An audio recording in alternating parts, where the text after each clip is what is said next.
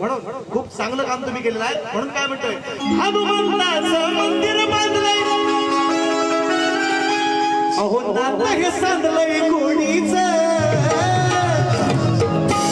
मंडणगडात रत्नागिरी जिल्ह्यात साऱ्या महाराष्ट्रात कौतुक होतंय कोण जर धनगर वाडीच.